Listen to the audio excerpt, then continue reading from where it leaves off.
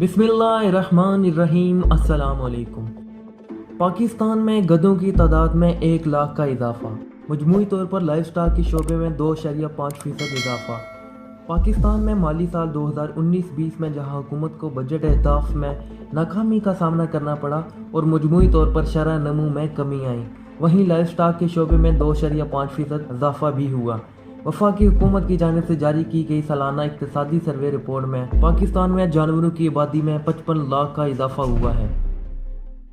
Life stock के ज़ुमरे में आने वाले जानवरों की तादाद 20 करोड़ 74 लाख हो चुकी है। गुज़िश्ता साल तक ये तादाद 20 करोड़ 19 लाख थी। कौमी इक्तिसादी सर्वे रिपोर्ट बराए 2019-20 के मुताबिक गुज़िश्ता माली साल के दौरान गधों की तादाद में 54 लाख से बढ़कर 55 लाख हो गई।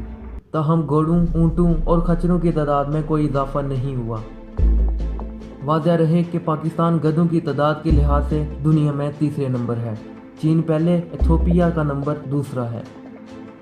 महकमा लाइफ स्टॉक पंजाब के मुताबिक लाहौर में 41,000 से ज़ायद गधे हैं।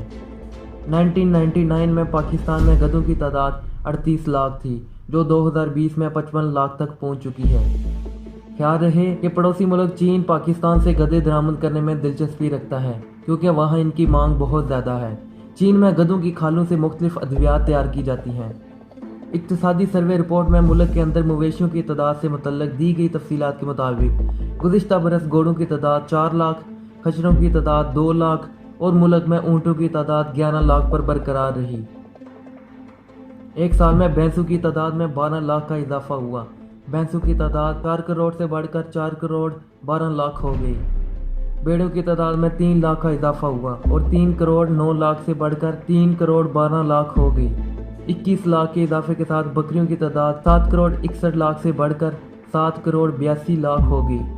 इक्तिसादी सर्वे में बताया गया कि एक साल में पोल्ट्री की तादाद में 12 करोड़ 20 लाख का इजाफा हुआ। पोल्ट्री की तादाद 1 अरब 32 करोड़ 10 लाख से बढ़कर 1 अरब 44 करोड़ 30 लाख हो गई है।